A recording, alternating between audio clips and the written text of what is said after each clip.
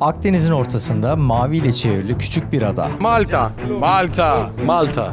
Malta. Haritada belki fark edilemeyecek kadar küçük ama tarih sahnesinde büyük izler bırakmış bir ülke. Fenikelilerden Romalılara, Araplardan şövalyelere, Fransızlardan İngilizlere kadar pek çok medeniyet bu adaya izini bıraktı. Her biri giderken dillerini, taşlarını, hikayelerini bıraktı geride. İşte bu yüzden Malta sadece bir ülke değil, yüzyılların birikimiyle yoğrulmuş, yaşayan bir arşiv. Bugün bir tarihin tam kalbindeyiz. Valletta. Bir zamanlar Osmanlı kuşatmasına direnen şövalyelerin kurduğu bu başkent şimdi UNESCO tarafından korunuyor. Taş sokaklarında geçmiş yankılanıyor. Balkonlarda, meydanlarda ve kiliselerde çağlar arasında yürüyorsunuz. Bu vlogda sadece sokakları değil, bir şehrin hafızasını da gezeceğiz.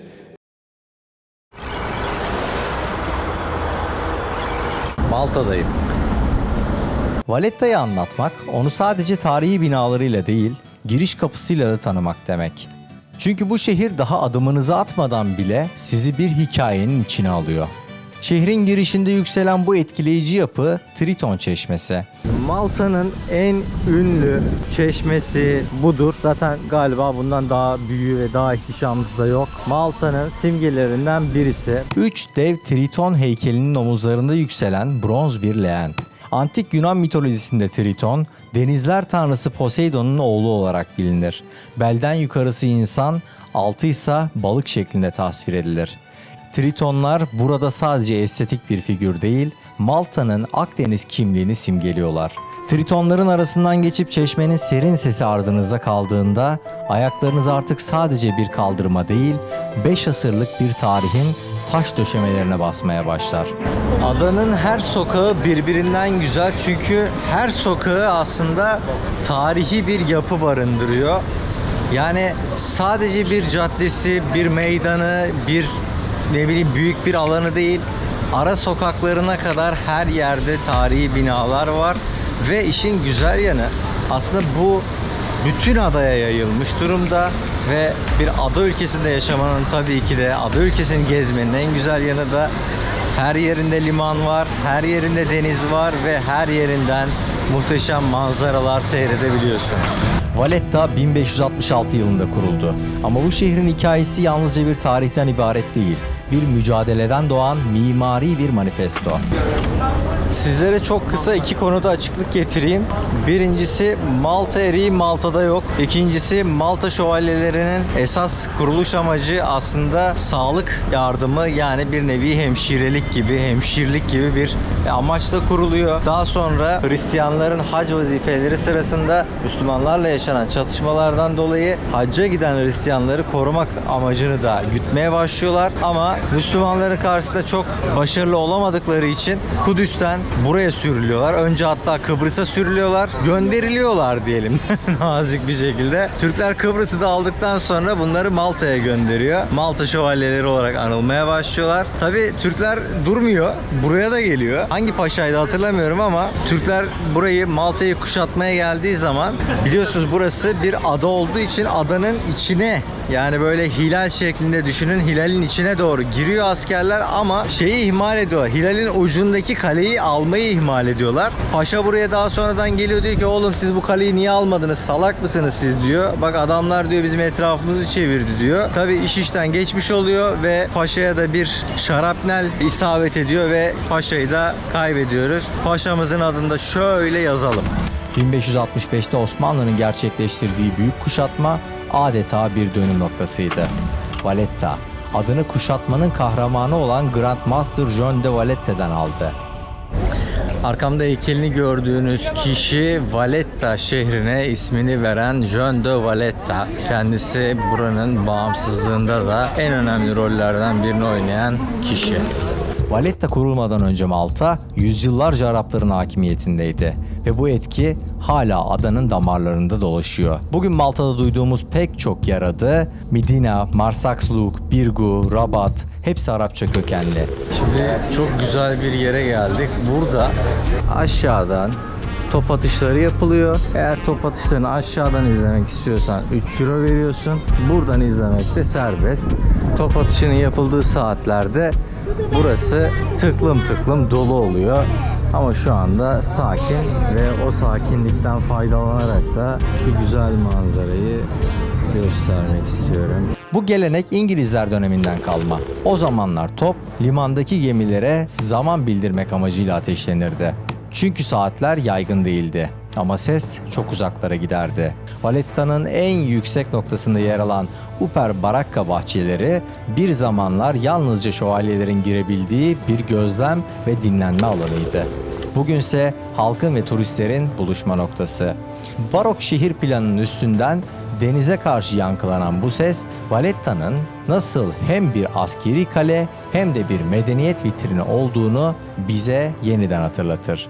Malta, Avrupa'nın en güneyinde yer alan Avrupa Birliği ülkelerinden birisi, bir ada ülkesi. Gerçekten tarihin içerisinde yürüyor hissiyatını alabileceğiniz merkezi yerlerden birisi.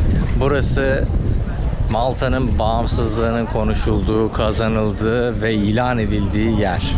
Valetta'nın tam kalbinde meydanın görkemli yüzüyle karşılaşan herkes önce o taş cepheye, ardından da tarihin derinliğine bakar. Grand Masters Palace. Burası da hükümet binası, mevcut hükümet binası. İçeride başbakan var. 16. yüzyılda Hospitalier şövalyelerinin en yüksek lideri olan Büyük Üstad için inşa edilen bu saray yalnızca bir konut değil, Malta'nın karar alma merkezi, bir anlamda beyniydi. Yıllar boyunca bu bina farklı hükümetlerin farklı dillerde emirler verdiği bir merkez haline geldi. Ve en sonunda 20. yüzyılda Malta halkının kendi sesine kulak verdi. 21 Eylül 1964'te Malta'nın bağımsızlığı işte bu sarayın önünden tüm dünyaya ilan edildi. Valetta'nın kalbinde dışı sade ama içi adeta bir görsel senfoni olan Aziz John Eş Katedrali yükseliyor. St. John's Katedrali'nin içindeyiz. St. John's Katedrali'nin içindeyiz. İlk adımda taş duvarların arkasında saklı kalan barok ihtişamı insanı şaşkınlığa uğratıyor. Altın varaklı detaylar, mermer işlemeler ve karmaşık süslemeler 16. yüzyıldan kalma bu yapının sadece bir ibadet yeri değil, aynı zamanda zamanın içinde donmuş bir sanat eseri olduğunu aykırıyor. Hayatımda bundan daha detaylı bir mimari çalışma gördüğümü hatırlamıyorum. Yani şu mekanda yapılan işçiliğin daha detaylısını henüz görmedim. Yani Türkiye'de benzeri zaten yok. Yurt dışında başka muhtemelen daha iyileri vardır. Ancak şu ana kadar gördüğüm en detaylı çalışma.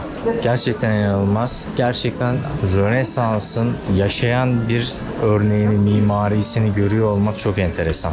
Ama bu katedralin belki de en çarpıcı köşesi ünlü ressam Caravaggio'nun burada sergilenen başyapıtı. Vaftizci Yahya'nın başının kesilişi. Bu katedralde her taş, her freks, her detay bir devrin ihtişamını fısıldıyor kulağımıza. Ve tüm bu görkemin içinde Malta'nın tarihsel kimliği sessizce ama kararlı bir şekilde varlığını sürdürüyor. Başımızı gökyüzüne, tavana dikiyoruz ama ayaklarımızın altında da apayrı bir sanat eseri olduğunu şöyle göstermek istiyorum. Ve bu bütün mekanda böyle. Yani bütün katedral boyunca adımınızı attığınız her yerde bunu görebiliyorsunuz. Muhteşem.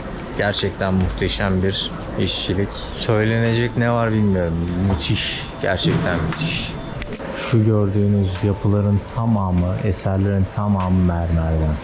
Ve tek bir hata o mermerin çöpe atılıp yenisinin yapılmasını gerektirecek türden. Hataya yer olmayan bir sanat ve yüzyıllardır gören herkesi hayrete düşüren bir şaheser.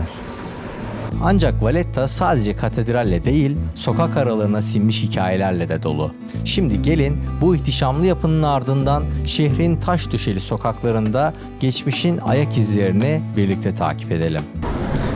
Malta ile ilgili size söyleyebileceğim en doğru şey, burada gezerken asla sıkılmayacağınız. Yani başınızı çevirdiğiniz her yerde görmekten keyif alacağınız şeyler var. Ara sokaklara bile girseniz görmek isteyeceğiniz şey devam ediyor. Görmek isteyeceğiniz güzel görüntüler devam ediyor. Bakın şu anda o az önceki ana caddenin bir arka caddesine geldim. Ve yine çok güzel bir manzara var.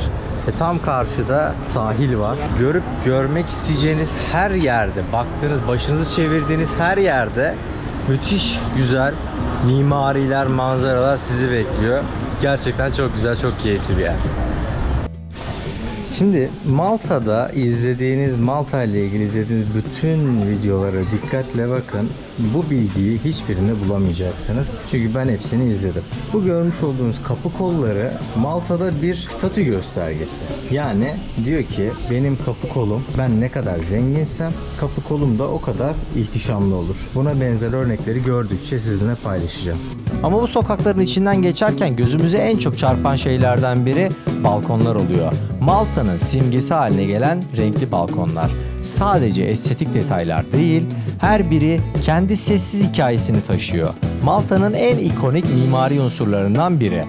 Yani şu anda şunu burada görmenizi o kadar isterdim ki. Şu kamerayı da ayarlayabilirsem şu sahneyi görmenizi o kadar isterim ki. Evet. Şu açıyı, burayı burada görmenizi çok isterdim. Bu küçük ada yüzyıllar boyunca farklı kültürlerin buluşma noktası olmuş ve bu çok seslilik en çok da konuşurken dillerde kendini göstermiş. Malta ile ilgili bilmeniz gereken en önemli şeylerden biri de aslında Malta'nın resmi dilinin İngilizce ve Arapça karışımı bir dil olması. Bizim eski Osmanlıca gibi düşünebilirsiniz. Türkçe, Farsça gibi, karışımı gibi. Valletta'nın hareketinden uzaklaşıp adanın biraz daha iç kesimine doğru ilerlediğinizde sessizlik içinde yükselen büyüleyici bir şehir karşılar sizi. Medina. Sessiz şehir olarak bilinen bu yer, daracık sokakları, sarımsı taş evleri ve orta çağ atmosferiyle sizi hemen içine çeker. Ve eğer bir yer size tanıdık geliyorsa sebebi oldukça büyüleyici olabilir. Game of Thrones'un da bir sahnesinin çekildiği o meşhur kapıdayız şu anda. O kapıdan içeriye giriyoruz. Birçok turistin de zaten sık sık ziyaret ettiği müthiş, tarihi, güzel bir mekan burası. Biraz içeriği dolaşalım. Medina'nın taş kapısından içeri girdiğinizde sanki Westeros topraklarına adım atmış gibi hissedersiniz. Özellikle King's Landing, yani kralın şehrinin bazı sahneleri bu kadim taş duvarların arasında çekildi. Ama buranın gerçek büyüsü sadece bir dizi platosu olmasın değil, 1000 yıllık bir geçmişi taşıyıp hala ayakta durması. Bu bölgeyle ilgili size söylemem gereken önemli bir bilgi de bu gördüğünüz evlerde insanların yaşıyor olması. Genellikle atalarından kalan bu evlerde insanlar hala yaşıyorlar ve bizler de turist olarak buralarda geziyoruz. Evet, gezimizin sonuna geldik. Açıkçası muhteşem bir geziydi. Yani Türkiye'de yaşayan, daha önce hiç yurt dışına çıkmamış insanların yurt dışı deneyimi sahibi olması için, hatta başlangıç için Malta muhteşem bir yer. Görülüp gezilecek onlarca yer var. Kültürü, insanları, mimarisi harikulade. Gezmek isteyenler için müthiş bir rota olacaktır diye düşünüyorum. Barok katedrallerden taş sokaklara, renkli balkonlardan çok dilli seslere, gündelik yaşamın içinde tarihle nefes alan bu ada sadece gözümüzü değil, kalbimizi de doyurdu. Eğer bir gün yolunuz Akdeniz'in ortasındaki bu küçük ama anlam yüklü adaya düşerse, sadece tarih değil, sinema, kültür ve yaşamın ta kendisi size kapılarını açacak. Bir başka şehirde görüşmek üzere, Malta'ya ve sizlere sevgiyle veda ediyoruz.